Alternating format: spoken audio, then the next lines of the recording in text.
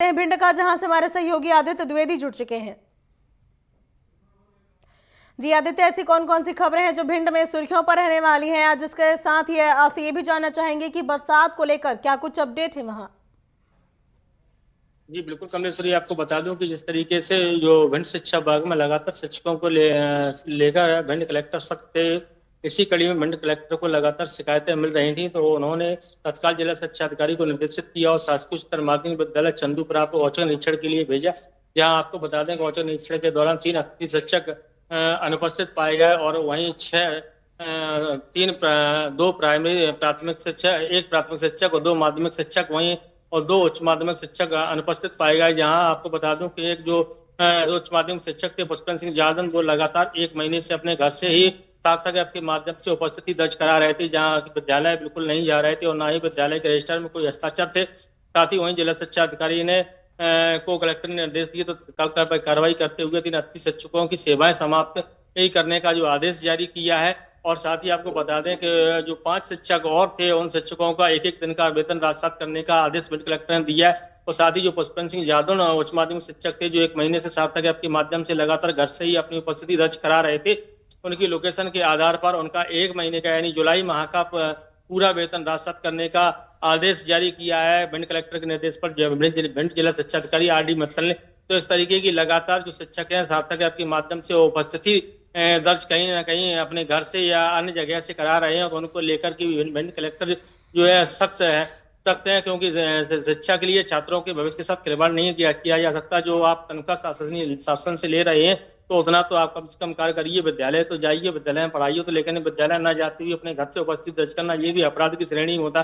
हालांकि आपको बता दूं कि जिस तरीके से ये कार्रवाई पूरी हुई है, लेकिन अब देखना होगा कि अन्य क्या इन ऐसे शिक्षकों के विरुद्ध और भी कोई कार्रवाई की जाती है। और आपको बता दूं कि शासकीय माध्यमिक उच्चतर माध्यमिक विद्यालय चंदूपुरा जो है, इसमें भ्रष्टाचार का भी मामला एक सामने आया था कि जो 2013 से 2015 तक का जो रिकॉर्ड था वो गायब हो गया है विद्यालय में नहीं था।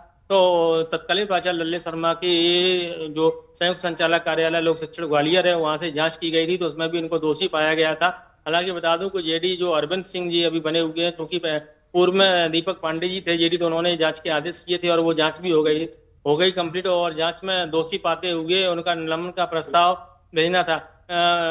भेजा गया था जांच टीम के द्वारा, लेकिन जेडी अरविंद सिंह के द्वारा अभी कोई भी निलंबन नहीं किया गया है। साथ ही आपको बता दूं निलंबन न करते हुए उनकी विभागीय जांच के आदेश कर दिए हैं, लेकिन हालांकि शिकायतकर्ता का आरोप है कि ये जो निलंबन की कार्रवाई है उसको कहीं ना कहीं लेन देन के चलते रोक दिया गया है।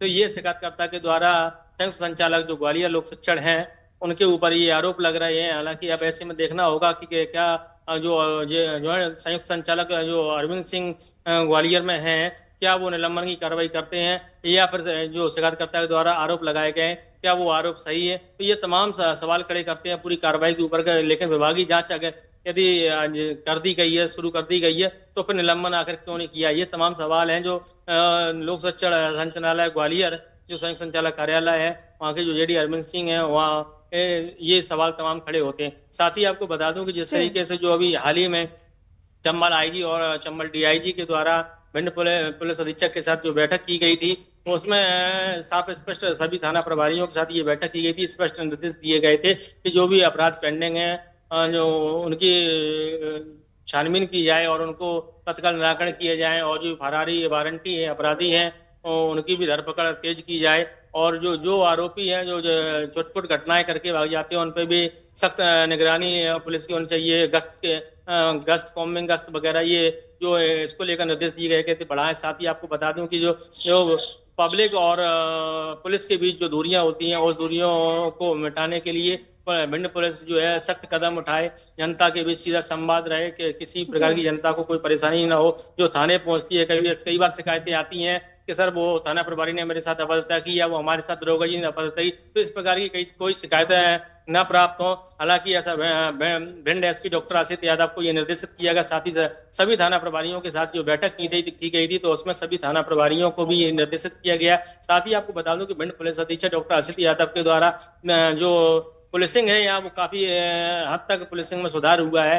हालांकि एक इंटरव्यू में हालांकि डॉक्टर सत्य यादव जो एसपी भिंड है उन्होंने कहा था कि आप किसी भी थाने में आवेदन लेके जाइए, यदि आपसे कोई थाना प्रभारी ये कहता है कि नहीं हम आवेदन पर कार्रवाई नहीं करेंगे या नहीं लेता है या अवस्था करता है तो आप सीधे मेरे पास आइए, क्योंकि भिंड पुलिस अधीक्षक डॉक्टर सत्य यादव के साथ सभी थाना प्रभारियों को निर्देश है कि किसी प्रकार की जनता को कोई समस्या नहीं होनी चाहिए। यदि वो आवेदन लेकर आता है तो उसकी तत्काल समस्या सुने और उसका तत्काल तुरंत ही निराकरण करें। तो इस तरीके से जो पुलिस बेहतरीन पुलिसिंग भिंड में देखने को मिली है, तो वाकई में ऐसी पुलिसिंग अभी तक तो भिंड में नहीं देखी गई है कि किसी भी थाना प्रभारी के पास आप जाओ कभी ये नहीं कह सकता है कि आप जाइए कि मैं नहीं सुनूंगा। तो ये एक अपने आप में तारीफ है। और साथ ही आपको बता दूं कि जिस तरीके से जो बाढ़ प्रभावित क्षेत्र थे उनमें अब धीरे धीरे पानी उतरता जा रहा है। नदियां जो है सेवन, चंबल और कुंवारी नदी है जो अपने खतरे निशान के नीचे उतर चुकी हैं और जो अब मलबा निकल रहा है, तो हालांकि क्षेत्रवासियों में जो बाढ़ प्रभावित क्षेत्र है उनमें थोड़ी दिक्कत तो परेशानी तो आती है। तो हालांकि अभी हाल ही में प्रशासन की टीमें भी मौजूद हैं और जो वहाँ स्थिति भयावह हुई है उनको मदद कर रही है। साथ ही आपको बता दूं कल यहाँ भिंड में ही एक गांधीनगर स्थित वार्ड नंबर 7 में स्कूल की दीवार गिरने से एक बच्चे की मौत हो गई थी। वहीं साथ ही आपको बता दूं कि भिंड कलेक्टर मौके पर पहुंचे और उस दीवार गिरने की जांच पड़ताल में पूरी टीम जुट गई है। साथ ही इस पूरी घटना को लेकर भिंड कलेक्टर ने जांच के आदेश दिए हैं। जी कमलेश जी बिल्कुल, बाढ़ और बारिश ने भारी तबाही मचाई थी जो कि अब धीरे धीरे कम होती नजर आ रही है। फिलहाल तमाम जानकारियों के लिए आपका धन्यवाद।